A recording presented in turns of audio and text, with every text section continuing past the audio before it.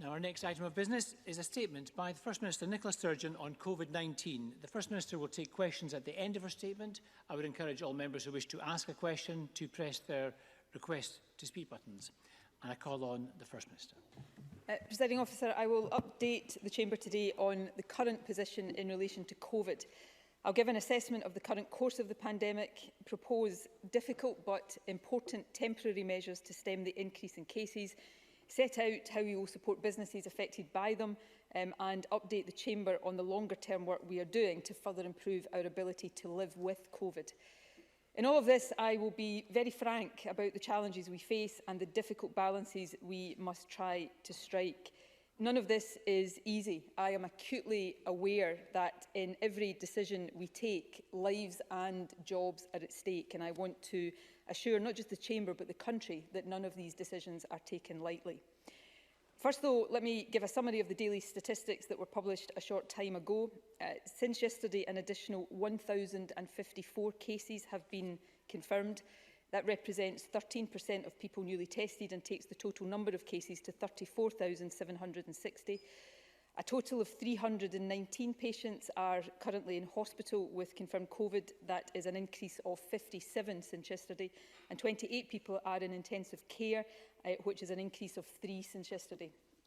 I regret to also report that one further death has been registered of a patient who had been confirmed as having the virus, and the total number of deaths in Scotland under that measurement is now 2,533.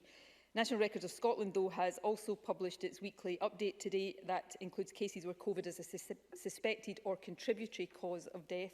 Today's update shows that by last Sunday, the total number of registered deaths linked to COVID was 4,276. 20 of those deaths were registered last week. That is the highest weekly number of deaths since late June.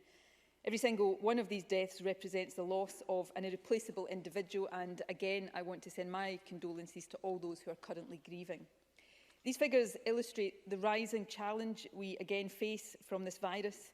That challenge is also set out starkly in an evidence paper published today by the Scottish Government's senior clinical advisers, the Chief Medical Officer, the Chief Nursing Officer and the National Clinical Director.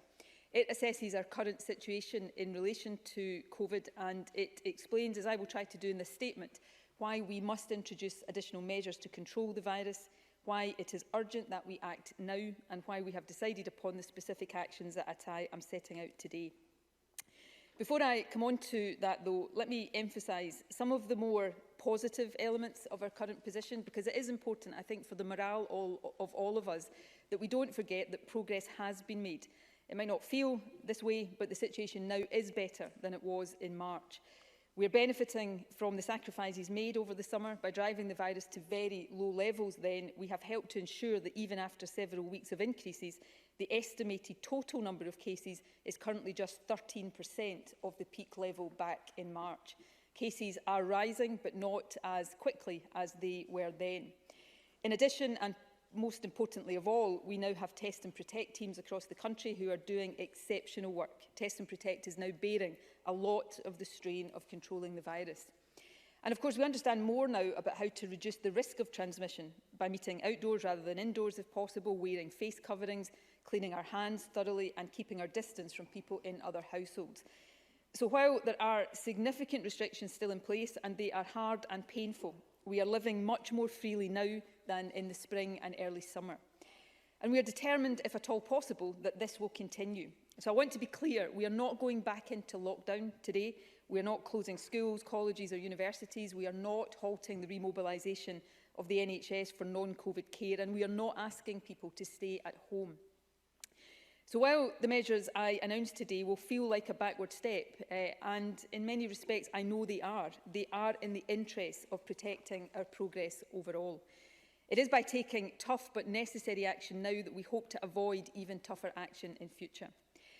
Let me turn now in more detail to the state of the virus. The need for action is highlighted by the daily figures I reported a moment ago, but more fundamentally in the evidence paper published today.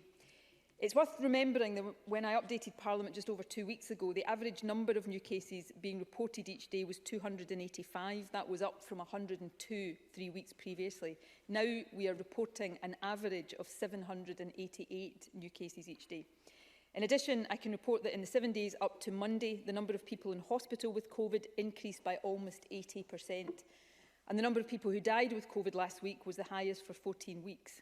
In fact, there was the same number of deaths in the last week alone as in the whole of the previous month. The increase in the numbers of people in hospital with and sadly dying from COVID reflect the rise we are now seeing in new cases amongst older age groups. In the second half of September, cases were rising most rapidly in the younger age groups, but in the past week, cases in people over 80 years old increased by 60%, and cases in the 60 to 79-year-old age group more than doubled. And we're seeing geographic as well as demographic spread. Without a doubt, and by some distance, the highest levels of infection are across the Central Belt. We are particularly concerned about Greater Glasgow and Clyde, Lanarkshire, Ayrshire and Arran, Lothian and Forth Valley, and that will be reflected in what I say later. But that should not obscure the fact that numbers are rising across the country. The majority of our health board areas are now recording more than 50 new cases per 100,000 of their population each week, and virtually every health board area has a rising number of cases. The only exceptions are Orkney and Shetland, and even they have had cases in recent weeks. There is also, as we speak, a significant outbreak in the Western Isles. So the need to act, and to act across the country, is clear. What is also clear is the need to take additional action now. I mentioned earlier that prevalence of the virus is currently around 13% of its March peak. However, we estimate that the number of new COVID cases is currently growing by around 7% each day. So without action, and this is perhaps the starkest warning in today's evidence paper, we are likely to return to the peak level of infections we had in the spring by the end of this month. It's also instructive to consider the experience of other countries. Our modelling suggests that we are approximately 4 weeks behind France and 6 weeks behind Spain in the resurgence of the virus. Their resurgence, like ours, was initially concentrated amongst younger people, but it spread to other age groups, and they are now seeing significantly more hospital admissions, more people in intensive care and more deaths. It is to interrupt that trajectory that we must act now. Of course, we have already taken perhaps the most important and certainly the most painful step we can to reduce transmission. For the last 12 days, apart from certain limited exceptions, we have not been able to meet up in each other's homes. That should already be making a difference to infection rates, even if, because there's always a time lag between introducing new measures and the impact they have, we're not yet seeing it reflected in our figures. And let me take the opportunity to emphasise again today how vitally important it is that we all stick to that rule. It's incredibly hard for all of us not to visit friends and family or have them visit us, but it is the single most effective measure we can take to stop COVID's passing from one household to another. So please stick with it. That measure is vital, but the clinical advice I have received now is that it is not sufficient. We need to do more, and we need to do it now. And to those who will wonder and ask, understandably, if the measures I set out today go too far, let me be very clear about this. If this was a purely one-dimensional decision, if the immediate harm from COVID was all we had to consider, it is very likely that we would go further. But 7 months into this pandemic, I am acutely aware that this is not and cannot be a one-dimensional decision. We have a duty to balance all of the different harms caused by the pandemic. We must consider the direct harm to health from the virus, which must be reduced, but do that alongside the harm being done to jobs and the economy, which in turn, of course, has an impact on people's health and well-being. And we have to consider the wider harms to health and well-being that the virus and the restrictions deployed to control it are having on all of us. For all of these reasons, we are applying a far more targeted approach than we did in March, one which reduces opportunities for the virus to spread while keeping businesses and other activities as open as possible. And we are not recommending that people who shielded over the summer should return to staying completely indoors. We know how damaging that is to your well-being, but we do recommend that you take extra care, especially if you live in the Central Belt. You can now access information about infection levels in your local neighbourhood on the Public Health Scotland website. Let me now set out the additional measures that we are proposing. The measures on hospitality are intended to be enforced for 16 days, from this Friday at 6 p.m. to Sunday the 25th of October inclusive. In other words, across the next 2 weeks and 3 weekends. So firstly, with the exception of the 5 health board areas I will talk about shortly, pubs, bars, restaurants and cafes will be able to operate indoors on the following very restricted basis only. During the day from 6 AM to 6 PM for the service of food and non-alcoholic drinks only. Hotel restaurants will be able to operate beyond 6 PM but only for residents and without alcohol. The reason we are not closing indoor hospitality completely is that we know the benefits in terms of reducing loneliness and isolation, of giving people, particularly those who live alone, somewhere they can meet a friend for a coffee and a chat. But the restrictions will be strictly applied, and all the current regulations and the limits on meeting a maximum of 6 people from 2 households in indoor public places will still apply. Again, with the exception of the Central Belt areas I will mention shortly, bars, pubs, restaurants and cafes can continue to serve alcohol outdoors up to the existing curfew time of 10 PM and subject to the 6-2 rule on group size. There will be an exemption to these rules in all parts of Scotland, Presiding Officer. It's important to stress this, for celebrations associated with specific life events such as weddings that are already booked and funerals. The current rules for those will continue to apply. These are the new measures that will take effect nationwide. However, because of the significantly higher levels of infection in the Central Belt, we are introducing stricter restrictions in the following 5 health board areas: Greater Glasgow and Clyde, Lanarkshire, Ayrshire and Arran, Lothian and Forth Valley. In these areas, all licensed premises, with the exception of hotels for residents, will be required to close indoors and outdoors. Though takeaways will be permitted. Hotels, as I've said, will remain open for residents. Cafes which don't have an alcohol licence will be able to stay open until 6 PM to support social isolation. In addition, snooker and pool halls, indoor bowling alleys, casinos and bingo halls will close in these areas for 2 weeks from the 10th of October. Contact sports for people aged 18 and over will be suspended for the next 2 weeks, with an exception for professional sport, and indoor group exercise activities will not be allowed, although the current rules will remain in place for under 18s. Gyms can remain open for individual exercise, and outdoor live events will not be permitted in these 5 regions for the next 2 weeks. And finally, we're asking people living in these 5 health board areas to avoid public transport unless it is absolutely necessary. For example, for going to school or work, if home working is not an option. We are not imposing mandatory travel restrictions at this stage, and specifically, we are not insisting that people cancel any half-term breaks that they have planned. But in general, we are advising people living in Greater Glasgow and Clyde, Lanarkshire, Ayrshire and Arran, Lothian and Forth Valley not to travel outside the health board area they live in if they don't need to. And likewise, people in other parts of Scotland should not travel to these areas if they don't need to. More detail of all that I have just set out will be available on the Scottish Government website. I now want to set out some of the reasoning behind these decisions, and particularly the focus on hospitality. I know that the vast majority of pubs, bars and restaurants have worked exceptionally hard over the past few months to ensure the safety of their staff and customers, and I'm deeply grateful to them for that, and I know how tough these, albeit temporary restrictions are for the hospitality sector. But the evidence paper published today sets out why these settings present a particular risk. The R number seems to have risen above 1 approximately 3 weeks after the hospitality sector opened up, and we know that more than 1/5 of people contacted by Test and Protect report having visited a hospitality setting. It doesn't absolutely mean that is where they got the virus, but it does show that these settings pose a particular risk of transmitting the virus. And that makes sense from what we know about how the virus is spread. Indoor environments where different households from different age groups can mix inevitably present a risk of transmission. That risk can be increased in some hospitality premises if good ventilation is difficult and if it is hard to control the movement of people. And of course, the presence of alcohol can affect people's willingness to physically distance.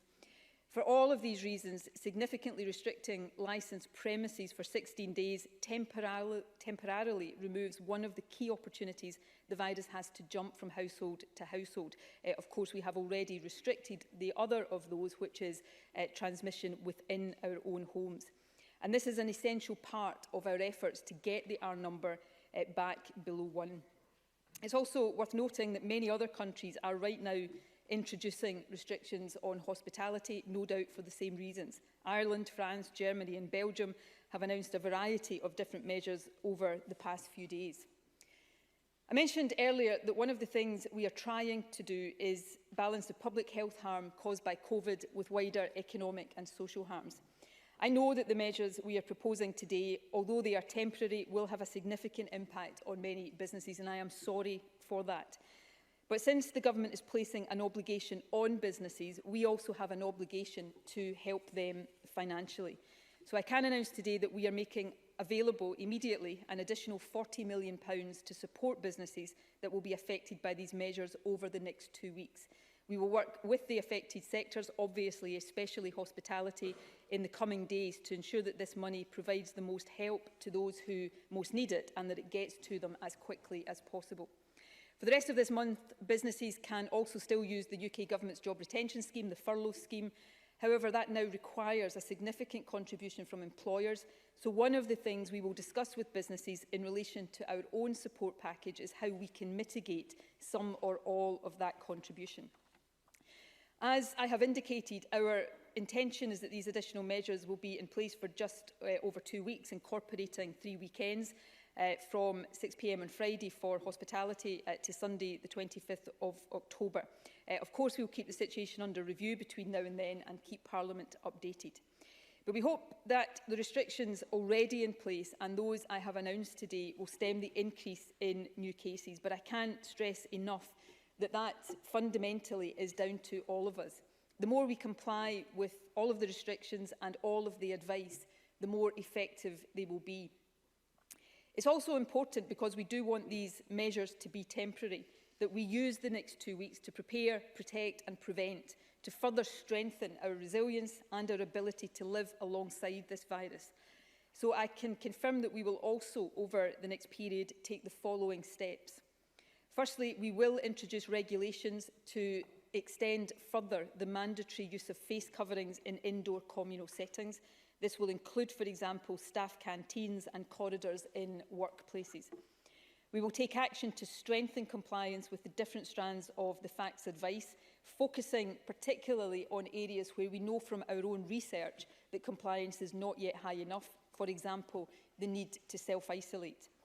I can also confirm that from this weekend and across Scotland, we are asking shops to return to 2-metre physical distancing and asking them to reintroduce the mitigations they put in place earlier in the pandemic, for example, one-way systems in supermarkets. We will also work across all other sectors to review and, where necessary, tighten the guidance and regulation on their operating practices. And in addition, over the next 2 weeks, we will be conducting a further review of our testing strategy, setting out the further steps we will take to expand capacity, which is already well underway, and build resilience, and also the further steps we will take to extend testing to more people and more groups of people in our society without symptoms. And lastly, we will finalise a strategic framework setting out the different levels of intervention which can be adopted in future, either locally or across Scotland, depending on how the virus is spreading. We very much hope to align this broad framework with those being considered by other UK nations, although of course each nation will take its own decisions on implementation. We will, subject of course to Parliament's agreement, put this strategic framework to a debate and vote in Parliament in the week after the October recess. Presiding Officer, I am well aware that the measures I have outlined today are disruptive to many businesses, obviously especially hospitality businesses, and they will be unwelcome to many people across the country. But although they are significant, as they need to be to make an impact, they do not represent a lockdown. In fact, they are designed to reduce the likelihood of a future lockdown. We're not requiring people to stay inside all day as we were earlier in the year. Schools will stay open, learning will continue in our universities and colleges, shops will continue to trade, businesses like manufacturing and construction will continue. And these new restrictions are intended to last for 16 days. They are intended to be short, sharp action to arrest a worrying increase in infection. Although they are temporary, though, they are needed. Without them, there is a very real risk, Presiding Officer, that the virus will run out of control by the end of this month. But with them, we hope to slow down its spread, and that will help us keep schools and businesses, including hospitality businesses, open over the winter. And fundamentally, it will also save lives. So I'm asking everybody across the country to please follow these new rules. and continue to take the other basic steps, difficult but basic steps, that we know will protect you and each other. Please do not visit each other's homes for now. Work from home if you can. Download the Protect Scotland app if you can and haven't already done so. And of course, remember facts. Face coverings, avoid crowded places, clean hands and hard surfaces, 2-metre distancing, and self-isolate and get tested if you have symptoms. Sticking to all of this isn't easy, and after 7 long months it is harder than it has ever been. But it is essential. It is the best way to look out for each other, and now more than ever, we all need that spirit of love and solidarity that has served us so well. And hard though it is to believe it right now, all the hard sacrifices we are making will hasten the brighter days that do lie ahead. The pandemic will pass, so let's do all we can to help each other through it. Let's stick with it, and above all, let's stick together. And my thanks again to everybody across the country for everything you are doing. Thank you very much, First Minister. The First Minister will now take questions. Ruth Davidson. Thank you, and I thank the First Minister for advance notice of her statement. When the First Minister stood here 15 days ago to reintroduce national restrictions for the first time since lockdown had started to be lifted, I said that the Scottish public were steeling themselves for a long, hard winter. In the last fortnight, they've not been allowed to visit friends or family in their own home. The number of households they can meet in public spaces, both indoor and out, has been curtailed. Businesses that were looking to reopen have remained closed, and those who had been allowed to trade again have seen their hours cut. That's been a bitter pill to swallow for many, but they've done it. And they've done it because they were told that if they did, it would stop the rise of infections that we'd started to see. And people are now being asked to give up even more. They can see that cases are rising, and they are willing to act, to stick by the rules and to do their bit. But we need to acknowledge that the First Minister's announcement today is putting further massive restrictions on people's lives and livelihoods. In the weeks ahead, the whole country will be in the firing line, but perhaps no more so than Scotland's hospitality sector. Like other small businesses, they are looking to the First Minister for a clear statement of what support they can expect. Yesterday, the Scottish Federation of Small Business said that the bare minimum that those in business expect is for the Scottish Government to set out their new package of help at the same time as they detail any new restrictions. Well, we've had the headline figure today, but we don't have what small businesses really need, the details, and they can't afford to wait. Many are running on empty, all reserves are gone. So what they want to know today is, how much can their business apply for, how do they apply, and how long will it take for any money to reach them? First Minister.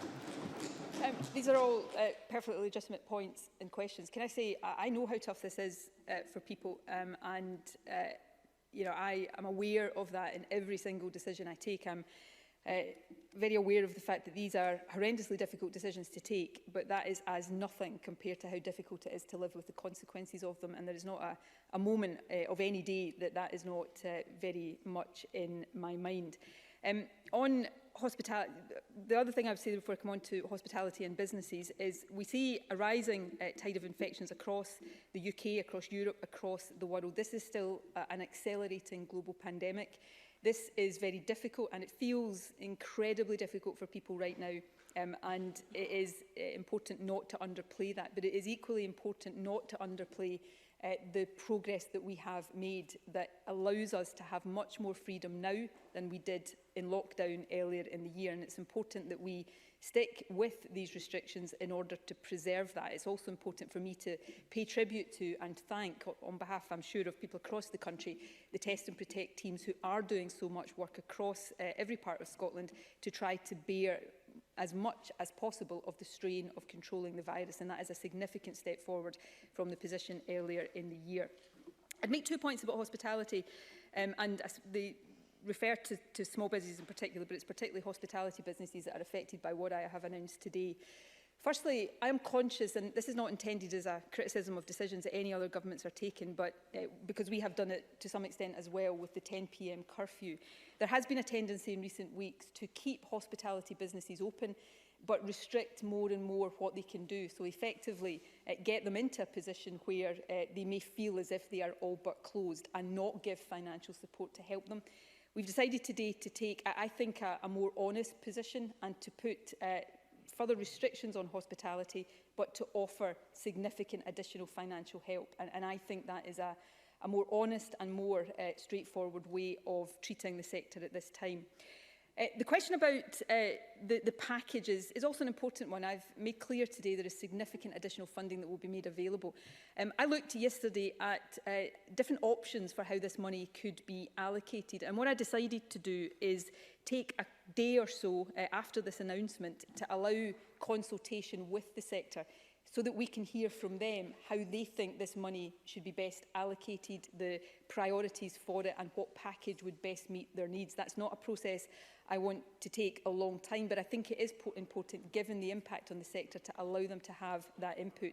And we then want, as we did earlier on with Aberdeen, for that money to flow quickly to affected businesses. But it is important to recognise that where there have been restrictions on hospitality over recent weeks, in all parts of the UK, it hasn't come with additional financial support. We're changing that today and making sure that the burden that these businesses will bear in the next 2 weeks is reflected in the support that we're providing. Thank you. Richard Leonard. Thank you. And can I thank the First Minister for advance sight of her statement? The Scottish hospitality sector is not Sodom and Gomorrah and should not be treated as such. Why doesn't the First Minister consider closing down those businesses which are not complying with guidance, instead of shutting down every single business serving 70% of the population, including those which are fully complying? Where is the evidence that COVID is spreading in all hospitality settings to warrant a blanket ban on all of these establishments? Can the First Minister explain the terms of the review after the initial 16 days? And can the First Minister outline how the £40 million mitigation the Government is proposing for those hospitality businesses forced to shut down will be distributed? If she's going to have a consultation, will she speak to the trade unions, and will she take into account that every single worker, as well as every single business, should be covered for all of their losses, including those young workers, many of whom are on minimum hours or 0 hours contracts? First Minister. I'll touch on the financial part of Richard Leonard's questions. I think my answer to Ruth Davison answers the question. This is taking a day or two to talk to the sector to make sure that as we allocate that money, we're doing it in the way they think is going to best help the businesses affected, and I think that is an important thing to do. Let me stress that we are digging deep to provide this support because we think it is the right and necessary thing to do given the restrictions that are inevitably being announced today. But we are also seeking to work with the UK Government for additional support to be made available across the 4 nations, and the other devolved administrations are pressing this point again for any steps that we have to take in future, because our budget is finite and it is not possible for us to continue to take these compensatory steps beyond where we are right now. Of course, we'll talk to the trade unions. We will talk to the trade unions in everything we do, but of course we want to make sure this money gets to businesses as quickly and as effectively as possible. On the point of evidence, I don't know if Richard Leonard has had an opportunity, possibly not, because I think it was just published shortly before the statement today. The evidence paper that has been prepared and published from the Chief Medical Officer, the Chief Nursing Officer and the National Clinical Director looks at the evidence that we are putting forward for the focus of these restrictions. This is not hospitality's fault. Nobody is pointing the finger of blame. It is not. 2 things I think it's important to point out. One is we cannot, in any case of the virus, it takes genomic sequencing to do this, but Test and Protect, when they interview people to see where they've been when they test positive, that does not necessarily mean that if they say they've been in a pub or a restaurant, they got it there. But it does show that it is an exposure and also somewhere that they could have got it or that they could have transmitted it when they were positive. And because of some of the characteristics of hospitality, sometimes poor ventilation, places where people, particularly with alcohol, are mixing more and not maintaining physical distancing, even where premises are making a significant effort to comply with all of the regulations, as the vast majority are, these are higher risk settings in terms of the virus transmitting. If we want to make a big impact on arresting this rise in cases, there are 2 things that my advisors say we have to do. Limit interaction between households in domestic settings. That's what we've done and limit interaction between different households and between people generally in other settings where they are more likely to come together, and that obviously includes hospitality. None of this is easy, none of this is straightforward. There are no straightforward, easy solutions to any of this, but we must arrest this increase in order to have and retain as much normality for individuals and businesses as we go forward deeper into the winter. And lastly, on the review, it is our firm intention these measures will be lifted at the end of 2 weeks. That is not, I'm not saying I'll first come back to Parliament and say that. They will be lifted at the end of the 2-week period, but obviously it stands to reason that we will monitor the virus between now and then, and if there are any changes to any of that, we will report to Parliament. But our intention is these are time-limited measures. Thank you. Patrick Harvey. Thank you, Presiding Officer. Absolutely everybody will recognise that these new restrictions are regrettable, but in the face of the rising number of infections, I believe they are necessary. The situation, though, does reinforce the need for continued support for people's incomes, for workers' incomes, not just business owners. The job support scheme is clearly not a sufficiently flexible replacement for furlough, given the need for local and national measures to meet Scotland's particular circumstances. So I would endorse the call on the First Minister to ensure that the £40 million that she's just announced is not only available for business owners, but does support the incomes of the employees in hospitality businesses whose incomes will be affected. I want to note as well the success that people around the world have seen from the country of New Zealand by showing strong leadership which I think we should follow. They have achieved for the second time elimination of community circulation of this virus. They're now able to lift restrictions because they were imposed quickly and clearly enough to drive down infections. This is a lesson that we and other countries should take seriously. I welcome also the review of testing the First Minister has announced. This, as the First Minister knows, has been an issue that Greens have persistently raised with the Scottish Government, and we're all aware of the shortcomings of the UK testing systems. So can the First Minister tell us more about the work being done to build capacity in NHS Scotland to conduct that testing? And does she agree that the review that she's just announced must look at a wider role for regular routine testing for groups within the population? First Minister. Can I thank Patrick Harvey?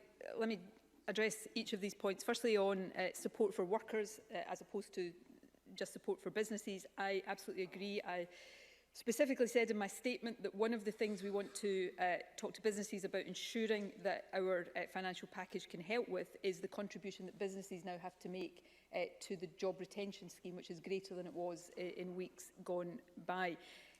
Businesses can, for the rest of this month, still make use of that scheme and refurlough workers, but they have to be a bigger contribution. So we hope that this will help make a contribution to that, and that will, by extension, help workers of these businesses.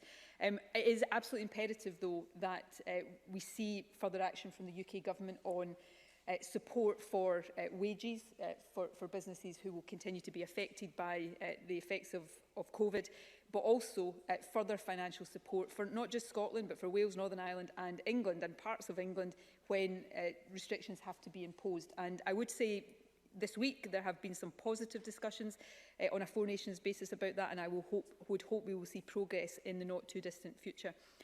On the point about New Zealand, I, on one level, very much agree. I think there's a lot to admire about New Zealand generally and about their current leadership. I probably shouldn't go too much further on that since they're currently having an election at the moment. But New Zealand has not been without its trade-offs. Every country is making trade-offs, and right now, yes, New Zealand has a different approach domestically, but its borders are completely closed. You cannot come in and out of New Zealand without, at the very least, very, very strict quarantine.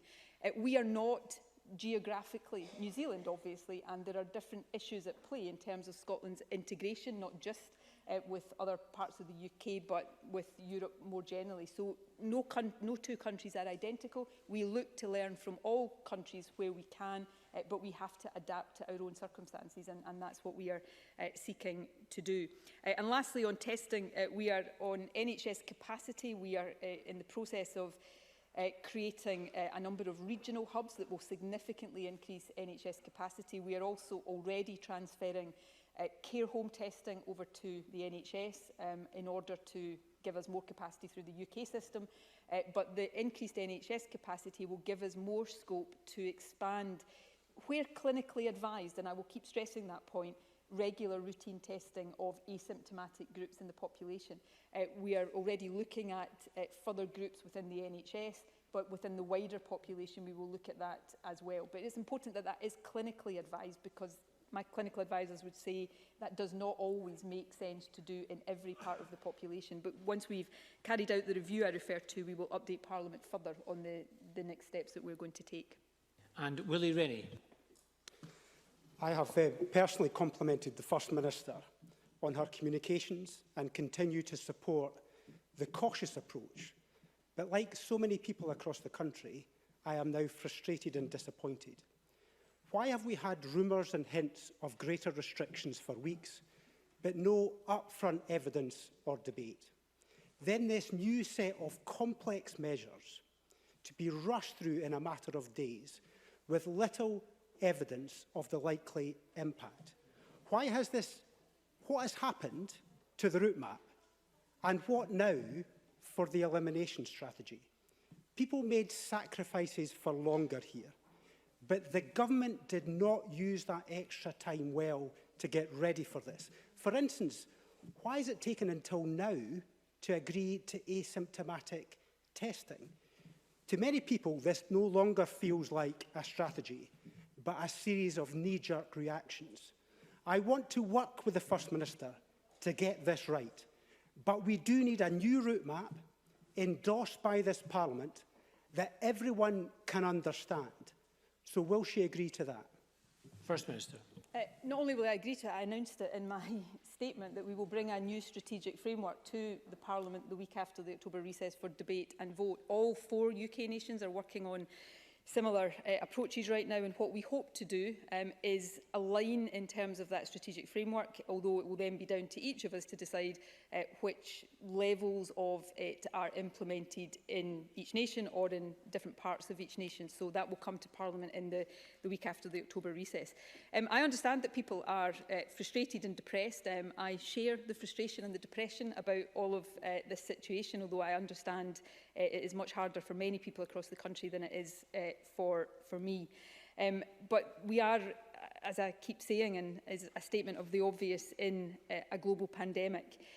On the specific points Willie Rennie raised, which are of course legitimate, I constantly have a debate in my own mind about the balance to strike between being open and discursive with people before we reach decisions, to give an insight into the challenges we're grappling with, the factors we're taking into account. That's what we've done over the past couple of weeks.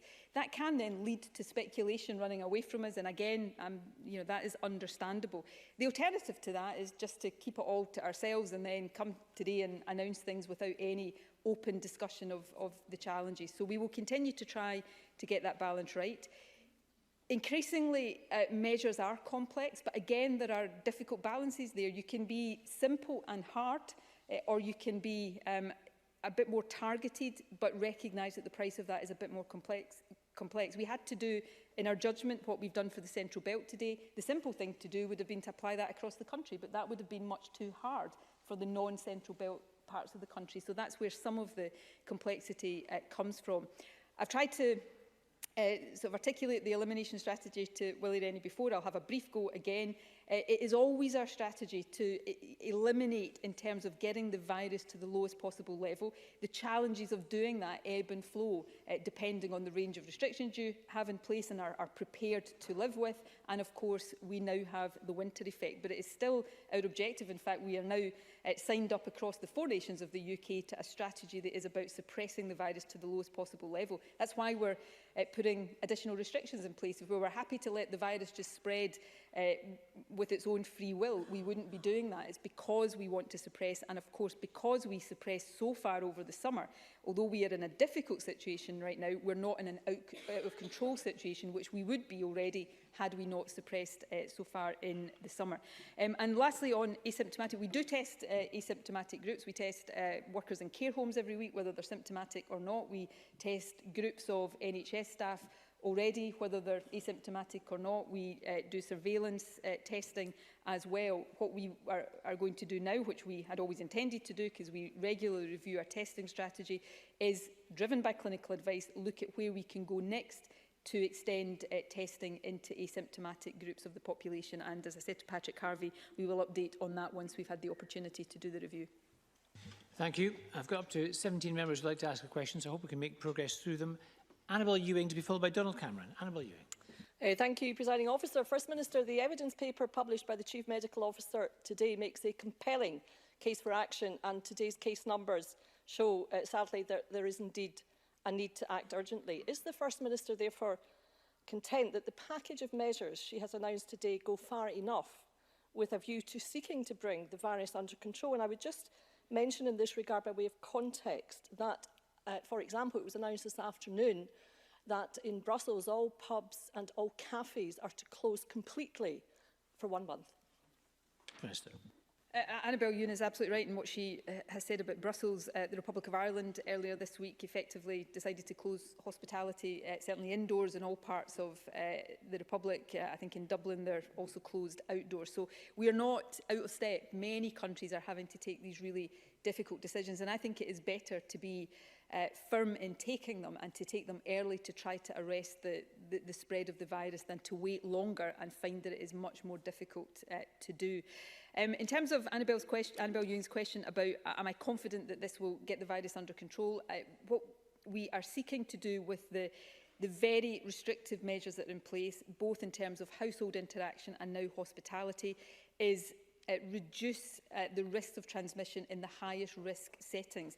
And that is very much about arresting the growth in cases and starting to bring them back under control.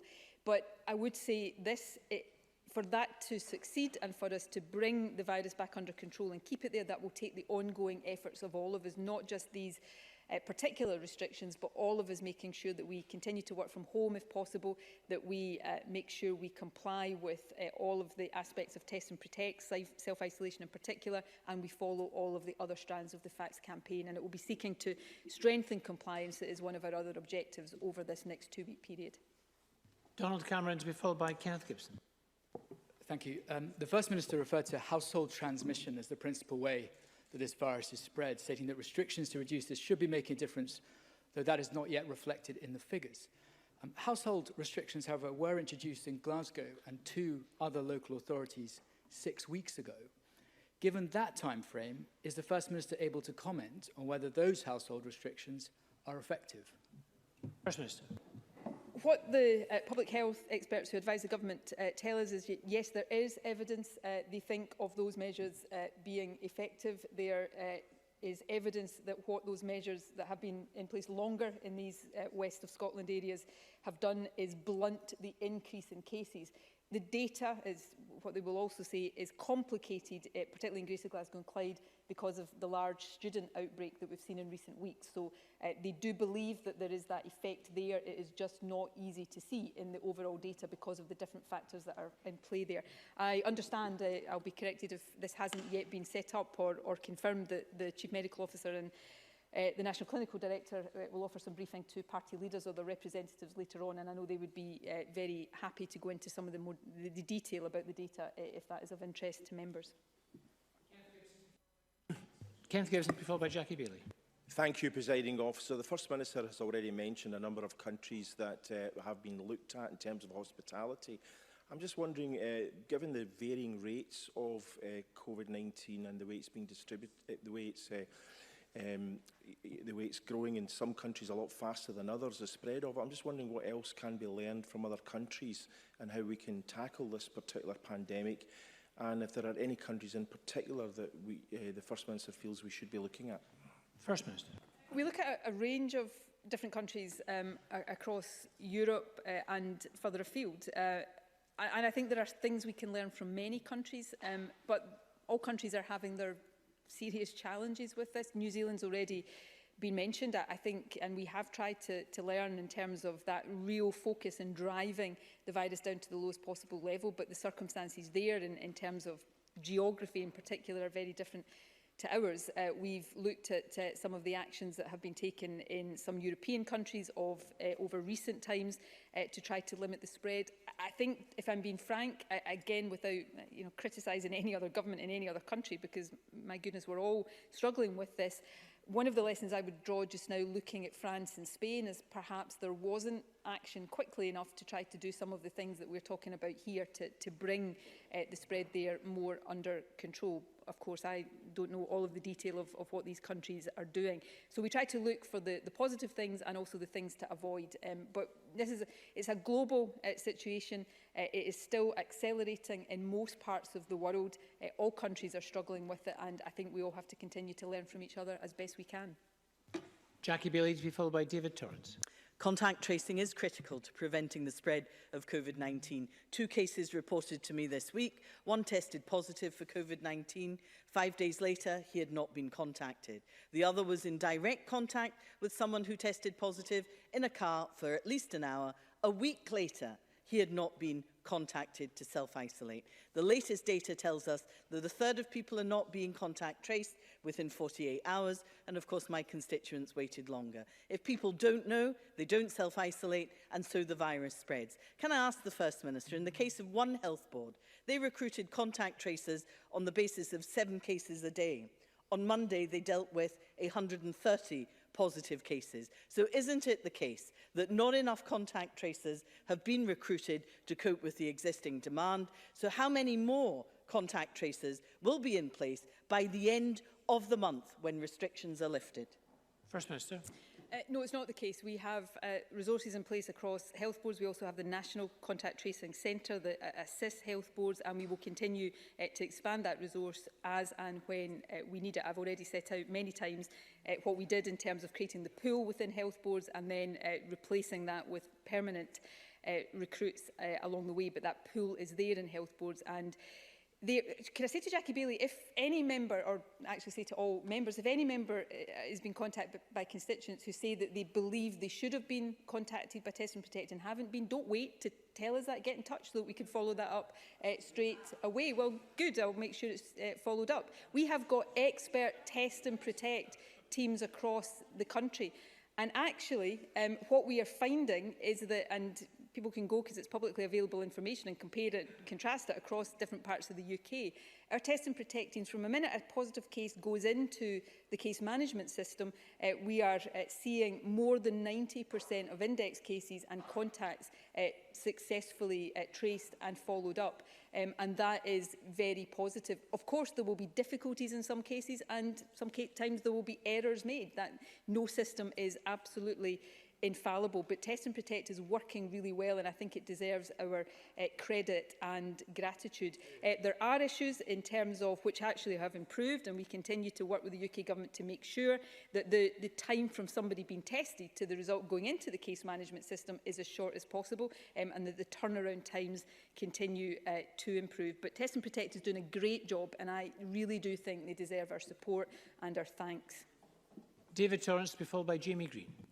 Thank you, Presiding Officer. Self-isolation can be incredibly tough, but it is essential to reduce the spread of coronavirus and ultimately save lives. However, people should not have to make a choice between self-isolating and supporting themselves financially. So can I ask the First Minister what support the Scottish Government is providing at this challenging time to ensure people don't fall into financial hardship? And will the Scottish Government continue to press the UK Government for clarity around the consequential funding for a support scheme that was recently announced? First Minister.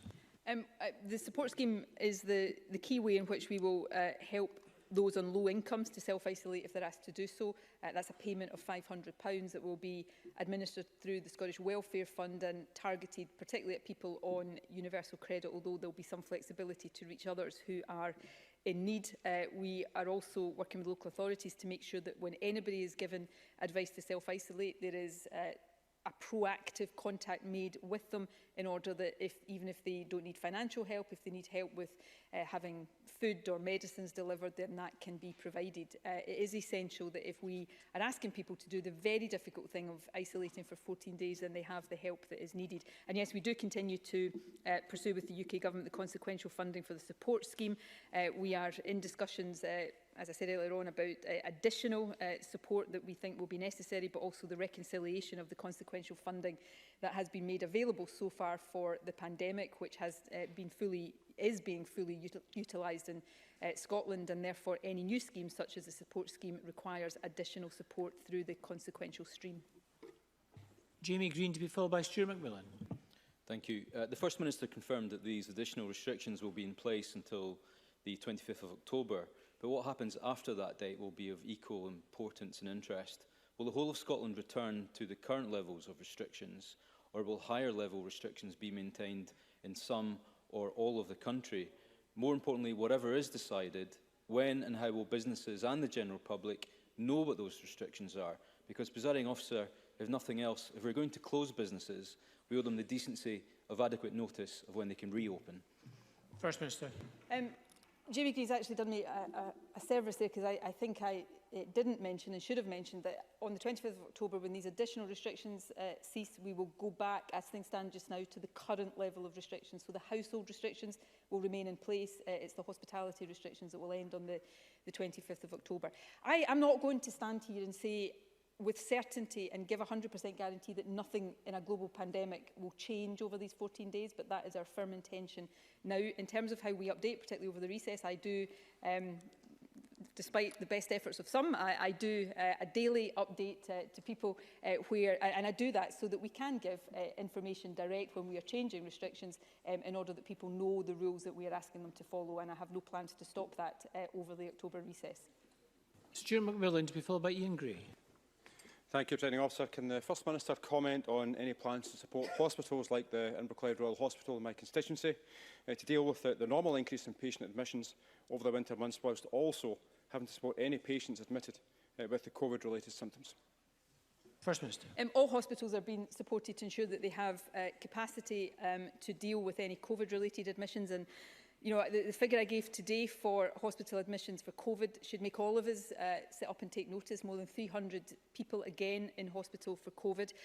But we are also supporting hospitals to make sure that they can remobilise and care for people with non-COVID needs. The Health Secretary is working very closely on remobilisation and also on winter planning. And I think if she's going to nod to me, she's going to make a statement to Parliament in the week after the recess with an update on all of that work.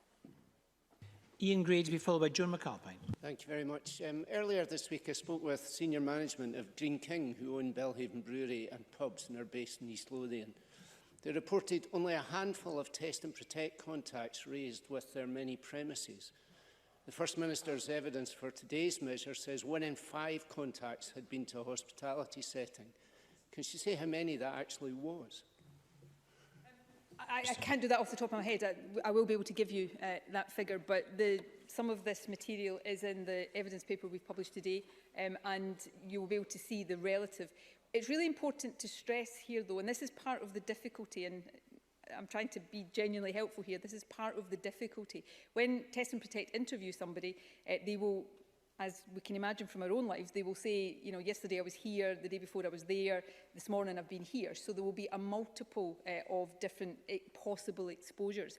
It's not the case that because somebody has been in a pub, we assume they necessarily got it in a pub. It is both a possible exposure, but it also shows, given the percentages involved who mention being in hospitality settings, that is a place where people, if they have it without knowing it, are at risk of transmitting it. But I will see if we can get the actual figures for Ian Gray later on. I apologise, I don't have them at the front of my mind right now. John Mcalpine, who's joining us remotely, to be followed by Maurice Golden. John Mcalpine. Thank you. This week I met the Scottish Hospitality Group, who employ thousands of people in my constituency and beyond. The businessmen argued that well-run hospitality was safer than household socialising. So can I ask First Minister if the clinical research published supports that? And they also said that the restrictions would mean permanent closure and redundancy, so I welcome the £40 million package of support. Given the disproportionate effect of the restrictions on hospitality compared to other businesses, such as supermarkets who profit from the closure of hospitality venues, can I ask how will the Scottish Government engage with the sector, including the Scottish Hospitality Group, and on how the money allocated to support them will be distributed? Thank you. First Minister. Well, that engagement will take place very quickly with the key stakeholders in hospitality. We're not talking here about a complicated, lengthy consultation, just making sure that how this money is allocated is being done in a way that the sector thinks is appropriate and will deliver the best help. The question about is hospitality safer than households? Regulated environments we have always accepted are I'm not sure we can describe anything as 100% safe in the context we are in with this virus, but regulated environments present fewer risks than unregulated environments, which is why we have, first of all, restricted interactions within people's own homes. But we also know that other settings where people come together, mix between households, people of different age groups, where ventilation is perhaps not particularly good, and also, and I don't mean this in any sense in a pejorative or judgmental way, but where alcohol is involved and people are disinhibited, it can be more difficult to physically distance. So all of that means that not through their fault, but just because of the nature of the environment, hospitality is a place where if people have the virus, they are more likely to transmit it than they would walking around a supermarket. That said, I think there is a need for supermarkets, and I indicated this in my statement, to go back to some of the more stringent mitigations they had in place earlier on in the pandemic, which is why we're asking them to return to 2-metre physical distancing. Maurice Golden to be followed by Richard Lyle. Thank you, Presiding Officer. I would like to ask the First Minister how the additional £40 million in business support was calculated. Will it be enough to safeguard every job and business impacted by these restrictions? And on what date will the first of these businesses receive funding? First Minister. I'm not going to give the date yet because we haven't had the discussion with the sector that I have already talked about, but we want this money to go to businesses as quickly as is feasible for it to do. It's in nobody's interest for that to be any other way. In terms of how it was calculated, we have obviously made some assessments of the numbers of hospitality businesses, the kind of restrictions, the remainder of furlough, and tried to make an assessment of that. I'll be brutally honest, though, it is also to some extent limited by the availability of funding in the Scottish Government, which is why I hope the member and his colleagues will join with us in making the case to the UK Government for the need for greater consequentials to allow us to do more. But we do believe this will significantly help hospitality businesses, given that this is a temporary measure. Obviously, if it was, and I do not intend it and hope it will not be extended beyond that, we would need to look again. But this is a fund that is intended to mitigate losses over a 2-week period. Richard Lyle to be followed by Colin Smith. Thank you, Presiding Officer. The First Minister has always been clear. The Government would seek a balance between protecting health and the wider costs of lockdown to the economy and people's lives. We're facing the most difficult decision point yet. If we want to settle and suppress this virus ahead of winter, can the First Minister outline the rationale and the scientific basis driving the Scottish Government's decision set out in her statement today? First Minister.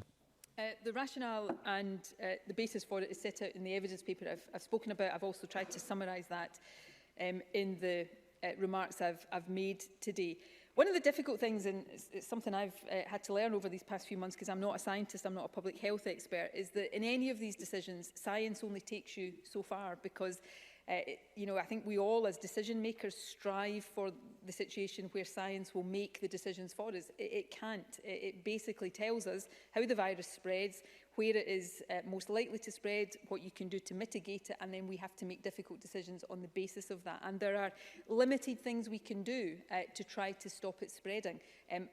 The most important thing is we do all of them, and that is down to all of us as individuals, as well as the burden that is being borne by some businesses across the country.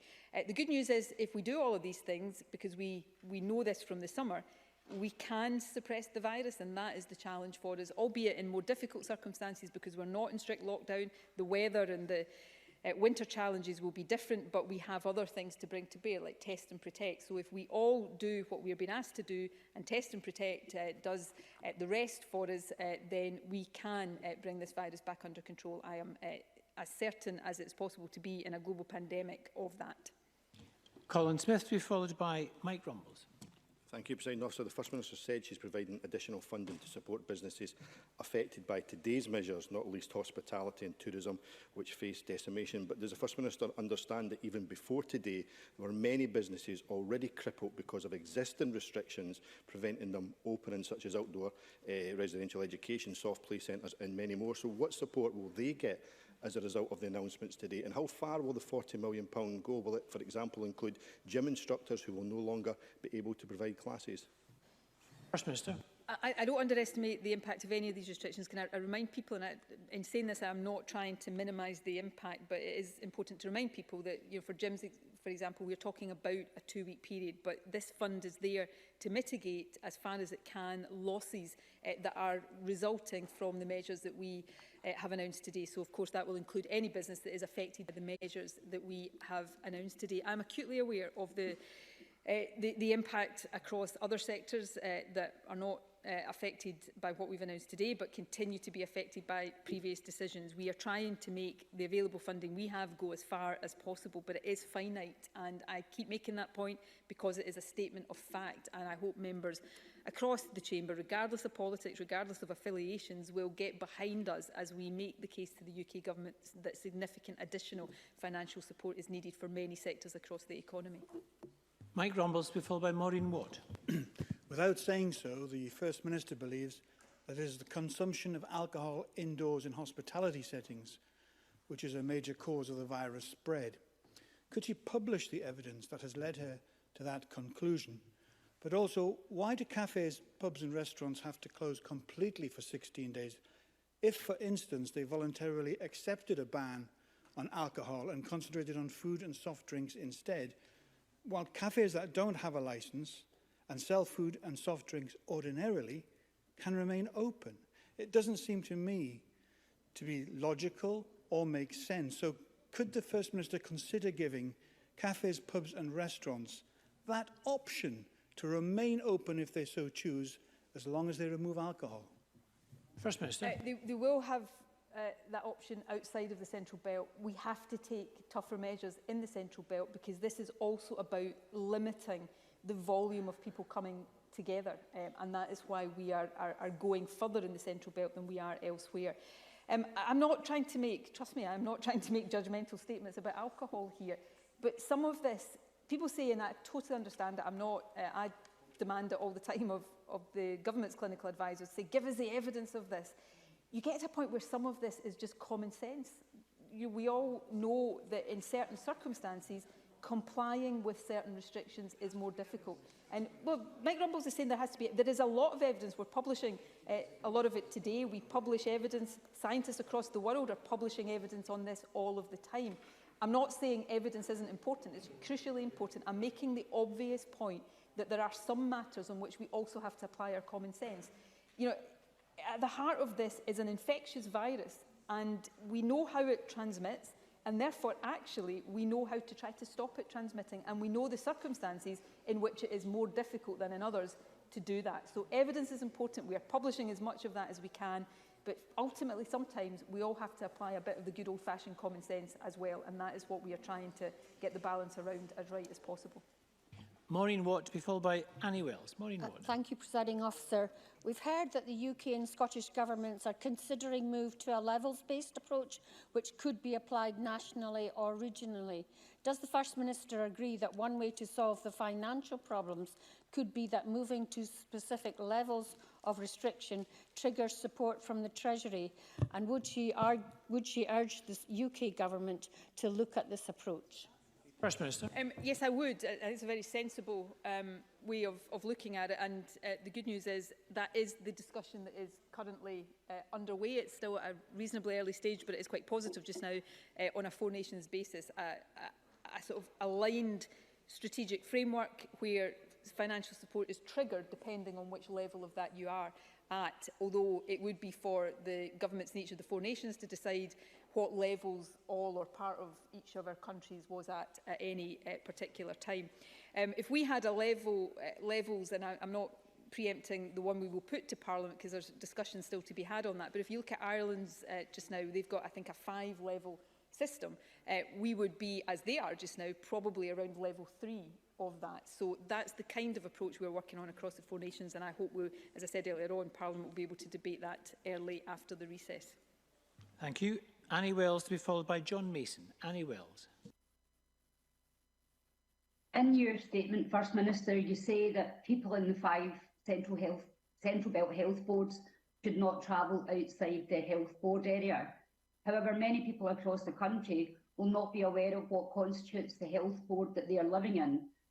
So what advice will the Scottish Government be giving people on the territorial extent of the health board that they are living in and where they can and cannot travel to?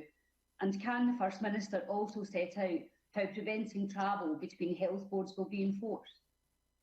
Minister. So very specifically, I did not say they cannot travel. We are not putting in place, and we've thought carefully about this at this stage, mandatory travel restrictions, because I think I had a discussion with party leaders the other night, and I think there was a view expressed there that if possible we shouldn't have mandatory travel restrictions, and we've tried to accommodate that. So we're not saying to people in these health board areas you cannot travel. I'm not saying to people in these health board areas if you've got an October holiday break planned, you cannot go. What we are saying to people in these health board areas is think carefully about whether your travel is essential, and if you don't need to travel outside your local health board area, don't do it. And for people in other parts of the country, if you don't need to, don't travel into these areas.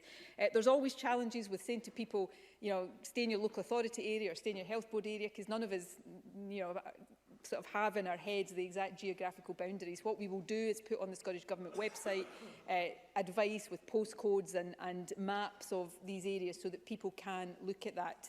The first time we did that very successfully was when we had local restrictions in place in Gretna and Annan, and that worked well, and we will seek to do the same to give people that guidance that they will be looking for. John Mason to be followed by Joanne Lamond. Thank you. My experience has been attending churches around the country that they have been very strict about adhering to the guidelines. I think that's true of other faith groups as well. And I'm grateful that there's to be no further restrictions on faith groups at the moment. Can the First Minister offer any encouragement to the faith groups about their continuing adhering to the guidelines and moving forward? First Minister. I am very pleased that we have not had to impose any further restrictions or reimpose restrictions on worship and faith. I think it's really important that we try not to do that. I'm going to be candid though, it is one of the things that we had to consider for the Central Belt over the last few days, and I've decided not to do that. So my appeal to faith groups is to do as I know they are doing right now, is to be very rigorous in the application of the guidance in their places of worship, to make sure that the risks that are undoubtedly there when people come together in any setting are minimised as far as possible. And if that happens, then I am very hopeful and, let me say, very keen that as we go through the different stages of this pandemic, we don't have to impose further restrictions on faith and worship. Joanne Lamont to be followed by John Scott. Thank you. I don't know who was responsible for the kite flying and briefing over the last few weeks, but they should be ashamed of themselves, whoever they are, given the impact on those who are already fearful for their futures, and I trust the First Minister will sort these people out. Many people will immediately be without work, and because of the nature of their contracts will be left with little or no income right now. What Scottish Government support is in place directly to help those workers now, many of whom on the minimum wage and with little or no job security have been seeking to implement ever-changing rules, and their reward has been a blanket ban? And can I ask, what will success look like, given that in Glasgow, for example, this close down coincides with schools being on holiday, and surely it will therefore be difficult to see accurately what has caused change, if there is any? First Minister. Can I say first of all to Joanne Lamont that the people she is inviting me to sort out, I guess from the people she's referring to, are advisors to me in the government that right now are working round the clock to try to help this country through a pandemic. I will certainly not sort them out. I will continue to be deeply grateful for every single thing they are doing right now. That's a disgraceful thing, frankly, to ask of me. On the issue of discussing openly the things that we are contemplating, no, I won't stop doing that, because I think it is important albeit I recognise the risks and the downsides in it, that we are as open as possible with people across the country, not just about what we are having to consider, but about the difficult balances we are trying to strike. I think people are capable of understanding that. This is really difficult for everybody, but the more I think they can get an insight into the decision-making process and the challenges that are involved in that, then the better people are able to understand. And the better people are able to understand, then the better I think we can persuade them to comply with the very difficult things we are asking them to do. And John Scott. Thank you, Presiding Officer. And while I may have missed it in her statement, can I ask the First Minister to tell Parliament if these new regulations will have any impact on the current regulations about key relatives visiting those in care and nursing homes, particularly in Ayrshire? And if there is new guidance to be issued on visiting, when will it be published? First Minister. Can I thank John Scott for that question? Just before, Joanne Lamont, when I sat down from a sedentary position, it reminded me that I hadn't addressed part of her question. She said, what are we going to do for workers? I've addressed that question in terms of the financial support we're making available to previous members. But can I remind her that the people she has just invited me to sort out are also workers, and perhaps that would be good to bear in mind. John Scott raises a very important question. We hope that the current state of the virus doesn't have an impact on the advances we are seeking to make in terms of visiting to patients in hospitals and, crucially, to residents in care homes. In fact, just as it is about keeping schools open, keeping as many businesses open as possible, part of the reason for taking these restrictions to stem the spread of the virus is to protect the ability to keep moving forward in getting much more normality into the ability of people to visit their relatives in care homes. That is something that is really important to us, and it's something that the Health Secretary is taking extremely seriously. Thank you very much, and that concludes the First Minister's statement. Can I just encourage members, as they're leaving, to be careful, to observe social distancing when leaving the chamber, and perhaps particularly when going down the steps into the garden lobby. Could also encourage members to wipe down their seats if they're changing seats with another colleague who's coming in. There are restricted numbers in the chamber at the moment, so please wipe down your seats if another member is taking your place. Thank you. A short pause before we move on to the statement from Mr Swinney. Short pause.